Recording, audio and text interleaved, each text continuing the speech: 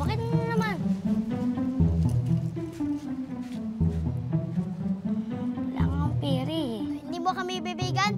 O ikukulong ka namin sa music room kagaya ng last week? Wala nga dalang pera. Bukas na lang. Itatapon namin sa trash bin ang things mo. No monies, no backpacks. Kukunin! Hoy! Ano ba yan? Tigil nyo nga yan! Alam nyo bang hindi mabuti yan ang bubuli? Huwag nyo na uling ginagawa yan, ha? Kayong dalawa, anong mararamdaman ninyo kung binubuli kayo? Di kayo makasagot. Sige na! Huwag nyo na ulitin yun, ha? Pumunta na kayo sa mga yaya nyo. Sige na! Tara, tara.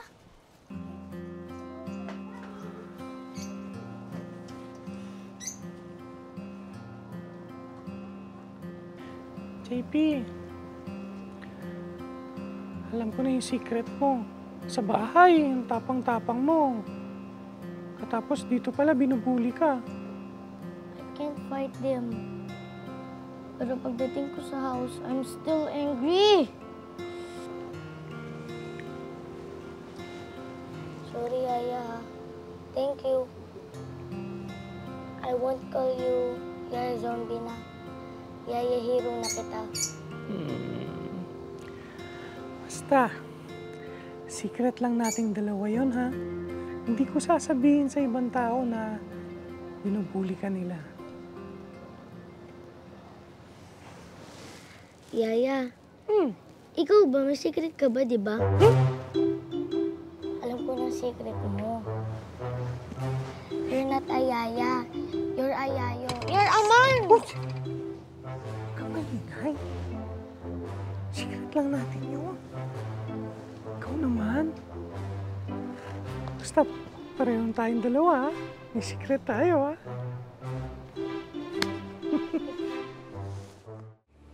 Hindi ko naman ho talaga gustong gawin to, eh.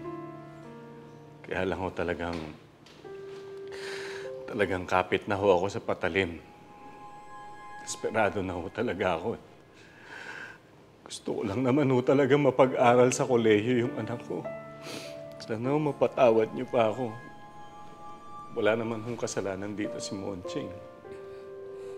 Don't you realize na pwede kitang ipakulong for deceiving us na lalaki ka pala? Luni? Mrs. Chang. Ano nga palang pangalan mo? Yung tunay mong pangalan, ha? Agi ho. Aguilar Donato. Eh, okay, sige, Agi, ano, umalis ka na. Mag-impake ka na, ha? Hindi na kita ipapakulong, pero wag na wag kang magpapakita sa anak ko. Salamat ho sa lahat-lahat, Mrs. Chang.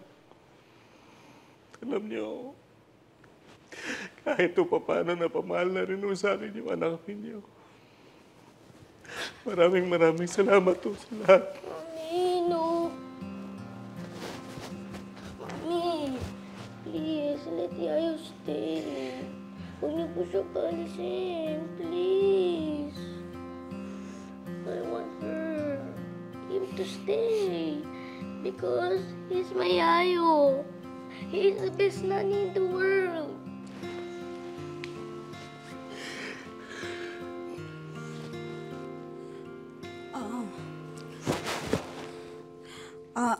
O sige, Agi.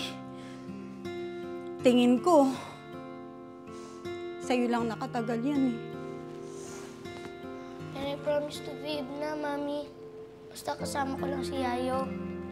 Pumapayag na ako. Pero hindi na pwedeng ganyan na bihis babae, ha? Dahil yayo ka na ng anak ko. Lalaking yaya ka na. Dapat bihis lalaki na, ha? Yay!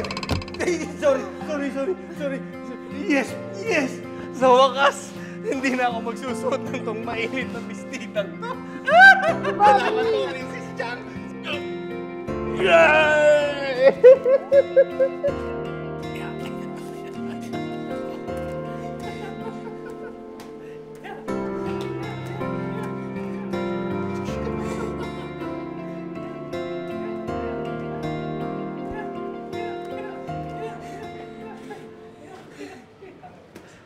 Walang iya ka talaga, Luningning. Este Agi pala. Tignan mo nga. Mas macho pa to sa akin.